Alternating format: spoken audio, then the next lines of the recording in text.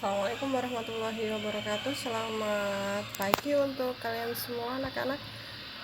Hari ini saya akan memberikan contoh soal tentang listrik dinamis ya, bab minggu lalu. Semoga kalian semua dalam keadaan sehat ya untuk mengikuti penjelasan saya.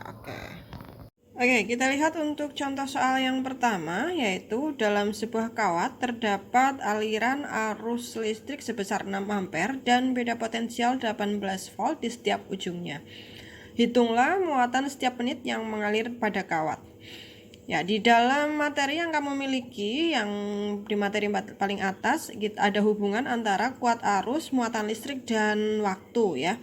Dimana kita punya rumus I sama dengan Q per T. Maka untuk menyelesaikan soal ini, kita pertama kali harus dengan diketahui. Ya, kalau mengerjakan soal fisika itu harus diketahui. Diketahui apa ya di soal ya? Nah, yang pertama kita ada arus listrik sebesar 6 ampere. Ya, arus listrik itu simbolnya I sebesar 6 ampere. Kemudian di soal ada beda potensial. Beda potensial itu tegangan dalam simbol V besar, di mana di sini besarnya adalah 18 volt. Ya. Kemudian ada hitunglah setiap menit. Berarti kita punya T-nya 1 menit. Ya, 1 menit itu harus dijadikan detik. Berapa ya? Ya, 60 sekon. Oke. Kalau sudah diketahui, maka kita harus menuliskan ditanya. Ya, ditanya ya, bukan ditanyakan. Nah, ditanyakan apa? Hitunglah muatan. Nah, maka Q. Oke. Berikutnya kita jawab. Rumus dasarnya adalah I sama dengan Q per T. Ya, kita masukkan saja nilainya I. I berapa ya? 6. Q-nya itu adalah muatan. Kita cari Q. T-nya berapa ya? 60. Nah, kalau ada hubungan seperti ini, tinggal kita kalikan saja. Q sama dengan 6 kali 60. Maka 360. Untuk Q satuannya adalah kolom.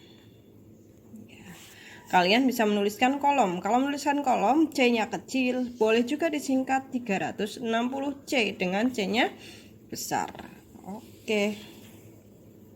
Paham ya? Ya, masuk pada contoh soal yang kedua, yaitu tentang hukum Ohm, di mana ada soal pada suatu rangkaian listrik sederhana terdapat penyuplai daya dengan tegangan 10 volt dan beban dengan hambatan 10 ohm. Berapakah besarnya kuat arus pada rangkaian tersebut? Ya, sudah cukup jelas ya soalnya ya.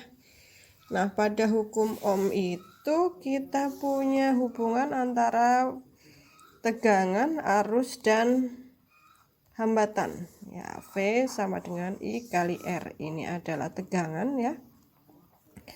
Tegangan satuannya volt. Kemudian ini adalah kuat arus. Ya, seperti kalian ketahui, kuat arus satuannya adalah ampere. Dan ini adalah hambatan listrik ya dengan simbol R. Satuannya adalah ohm, begitu ya simbolnya. Oke, untuk soal ini akan kita selesaikan. Ya, diketahui dalam soal yang pertama adalah tegangan sebesar 10 volt ya. V sebesar 10 volt. Kemudian ada beban hambatan sebesar 10 ohm ya, ada hambatan sebesar 10 ohm. Kemudian di soal ditanya besarnya kuat arus ya, simbolnya adalah I. Maka soal ini akan kita jawab dengan V sama dengan I kali R. Masukkan V-nya berapa? 10. I-nya kita cari, R-nya kita masukkan 10. Maka I sama dengan 10 per 10. Maka kuat arusnya adalah 1 ampere. Oke, paham ya? Contoh soal ketiga, perhatikan gambar berikut. Ini tentang hukum Kirchhoff ya. Hukum Kirchhoff menyatakan bahwa jumlah arus yang masuk sama dengan jumlah arus yang keluar dari suatu titik percabangan. Oke, perhatikan gambar. Diketahui besarnya arus listrik yang melalui I2 adalah 1 ampere, I1 3 ampere, I4 setengah ampere. Tentukan besarnya arus listrik yang melalui I3 dan I5. Oke. Ya, hukum Kirchhoff itu adalah sigma I masuk sama dengan sigma I keluar. Ya, oke. Untuk kasus soal di atas itu diketahui ya gambarnya I1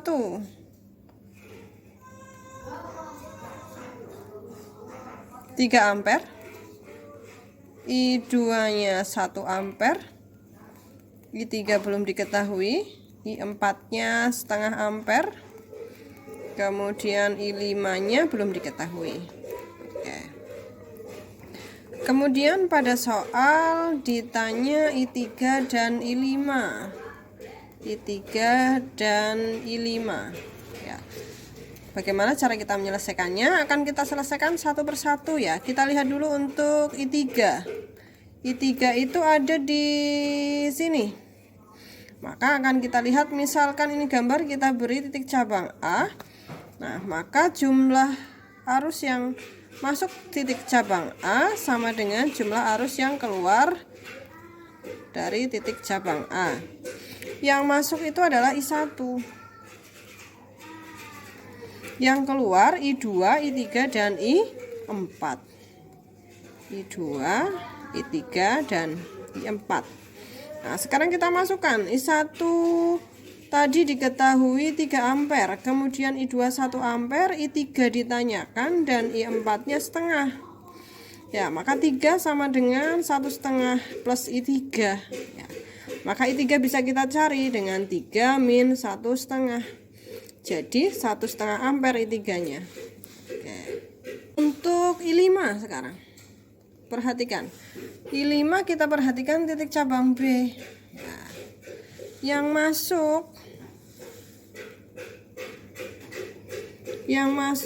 dari titik cabang B itu adalah I2, I3, dan I4 ya.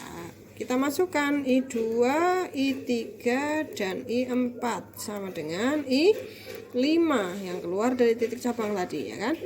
I2 nya ya, atau kata lain I5 itu I2 tambah I3 tambah I4. I2 nya kita masukkan jumlahnya 1, I3 nya kita cari tadi 1,5, I4 nya kita cari jumlahnya setengah ya, maka 3 ampere. Oke, sudah cukup jelas ya. Demikian materi untuk minggu ini. Nanti kalau ada pertanyaan silahkan ditanyakan melalui WA Group, dan kalau sudah silahkan kerjakan soal-soal yang ada di Edmodo. Assalamualaikum warahmatullahi wabarakatuh.